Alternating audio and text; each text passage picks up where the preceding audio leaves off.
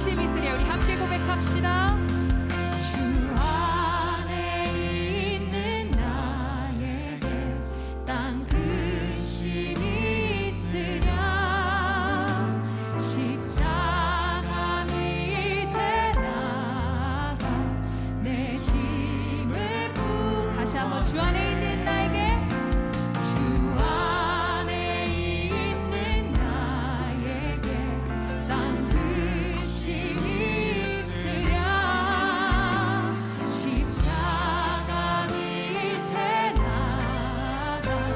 내 짐을 풀어내.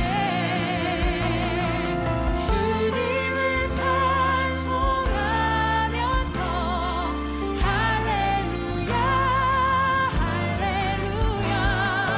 내 앞길 넓고 험해도 나 주님만 따라가리. 그 두려움이 변하여 내 뒤로 되었고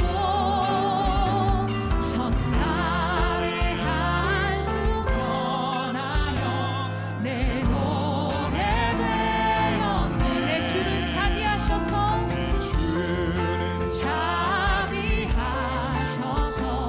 늘 함께 계시고 내 굽이 밤을 아시고 늘 채워주시네. 주님을 찬송하면서 할렐루야 할렐루야. 내 앞길 넓고 험해도 나 주님만 따라가리. 내 주 안에 진 언약은 영불면하시니 그 나라 가기까지는 일 보호하시네. 아멘. 우리 주님을 찬송하면서 할렐루야 할렐루야. 내 앞길 넓고 험해도 나 주님만 다시 한번 주님을 찬송하면서 할렐루야 할렐루야. 내 앞길 넓고 험해도 나 주님만. 다시 한번 고백합시다. 우리 주님을 찬송하면서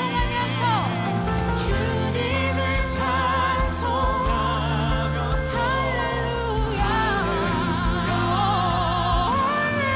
할렐루야. 내 앞길 넓고 험해도 나 주님만 오직 주님만 따라가리. 나 주님만 따라가리. 나 주님만 따라가리.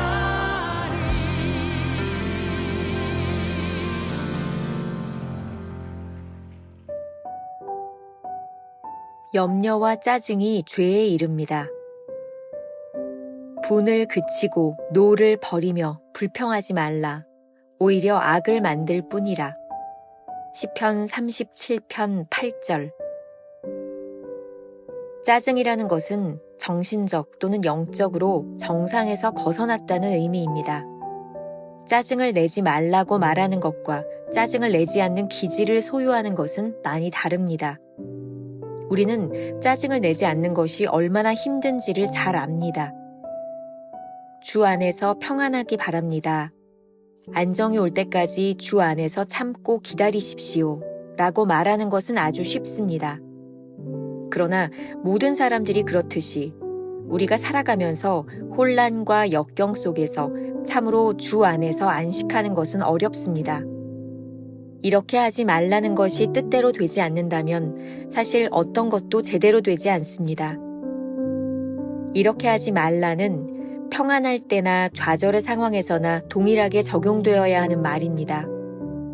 또한 만일 어떤 특별한 상황에서 이렇게 하지 말라가 적용되지 않는다면 다른 경우에 있어서도 마찬가지입니다. 따라서 주 안에서 평안을 얻는 것은 환경에 의한 것이 전혀 아님을 알아야 합니다. 그 평안은 오직 하나님 자신과 우리와의 관계에 달려 있습니다. 짜증을 내며 신경질을 내는 것은 언제나 죄와 연결됩니다.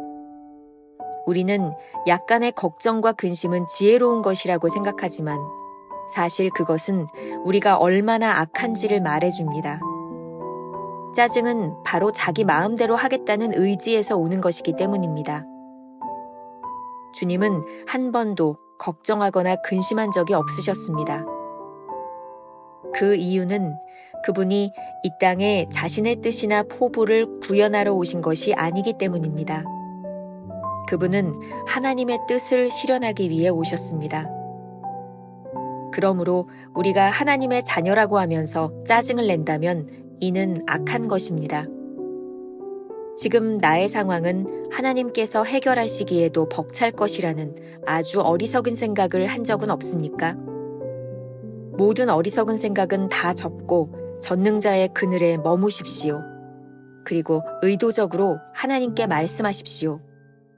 그 어떤 것에 대해서도 염려하지 않으며 짜증내지 않겠습니다. 우리의 모든 염려와 신경질은 하나님을 고려하지 않기에 발생되는 문제들입니다. 김병삼 목사의 매일 만나 365, 오늘은 7월 4일 염려와 짜증이 죄에 이릅니다. 이런 제목으로 말씀을 나누어 보겠습니다. 첫 번째, 짜증내지 마라. 오늘 본문은 하나님께서 우리에게 주신 위대한 명령 중에서도 하지 말라는 것을 다루고 있습니다. 왜 하나님은 우리에게 짜증내지 말라고 하셨을까요? 짜증은 신경질, 분노, 불평을 포함합니다. 짜증을 내는 것은 정신적 혹은 영적으로 정상적인 상태가 아님을 의미합니다. 오늘 말씀에 찔리는 사람이 많이 있을 것 같아요. 어쩌면 지금도 짜증 가운데 이 말씀을 묵상하는 사람도 있을 것 같고요. 성도들 간에 흔히 하는 말이 있습니다. 주 안에서 평안하십시오. 혹은 주 안에서 참고 기다리십시오. 이런 말들을 평상시에 하는 것은 그리 어려운 일이 아닙니다. 그런데 혼란과 역경의 상황에서도 이런 말이 가능할까요? 이렇게 하지 말라. 영어의 don't라는 말은 평안할 때나 좌절할 때나 동일하게 적용되어야 합니다. 챔버스는 이렇게 말하고 있습니다. 또한 만일 어떤 특별한 상황에서 이렇게 하지 말라 이 말이 적용되지 않는다면 다른 경우에 있어서도 마찬가지입니다. 짜증내지 말라는 말씀은 어떤 특별한 상황만이 아니라 하나님과 우리 사이의 모든 상황에 적용되어야 합니다. 상황이 우리의 행동을 결정하도록 내버려 두지 마십시오. 하나님과의 관계에서 삶을 바라보도록 훈련해야 합니다. 하나님과 더욱 친밀한 관계를 유지해야 합니다. 오늘 우리가 기억해야 될 한 줄 노트. 참다운 그리스도인은 상황이 행동을 결정하도록 내버려 두지 않습니다. 두 번째, 짜증은 죄다. 짜증을 내면 안 되는 이유를 챔버스는 이렇게 말합니다. 짜증을 내며 신경질을 내는 것은 언제나 죄와 연결됩니다. 짜증은 바로 자기 마음대로 하겠다는 의지에서 오는 것이기 때문입니다.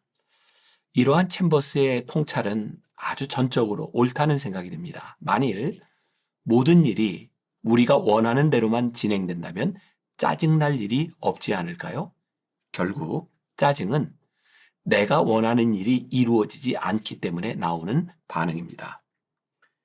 그렇다면 이 짜증은 내 삶의 주인이 나라는 생각에서 기인한 것이죠. 내 삶의 주인이 나인 상황에서 주인인 내 맘대로 할 수 없으니 말입니다. 챔버스는 오늘 묵상에서 예수님을 모범으로 제시하고 있습니다. 주님은 한 번도 걱정하거나 근심한 적이 없으셨습니다. 그 이유는 그분이 이 땅에 자신의 뜻이나 포부를 구현하러 오신 것이 아니기 때문입니다.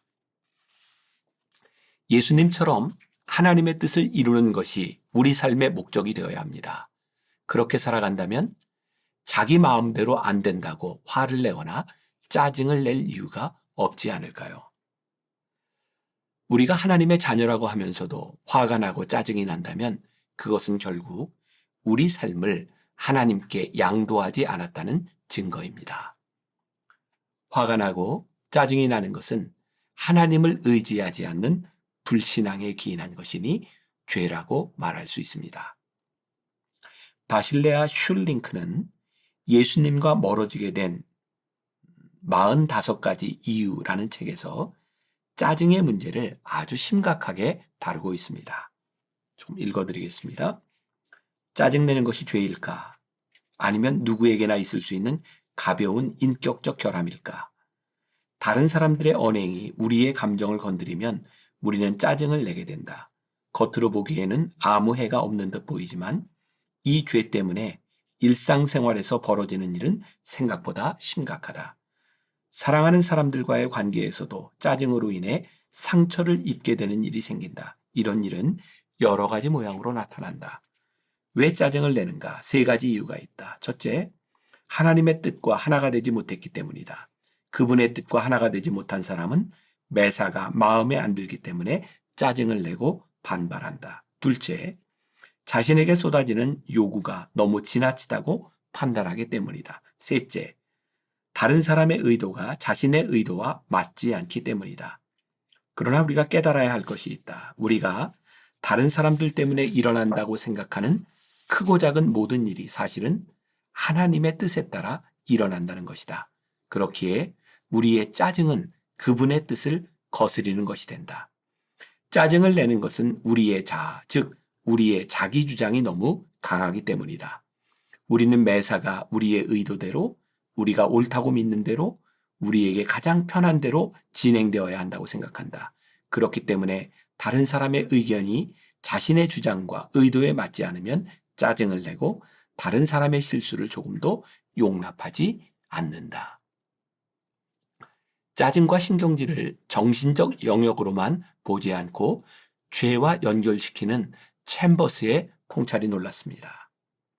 지금 우리가 처한 상황을 하나님께서 해결하실 수 없다고 생각해 염려한다면 그것은 불신앙이 분명합니다.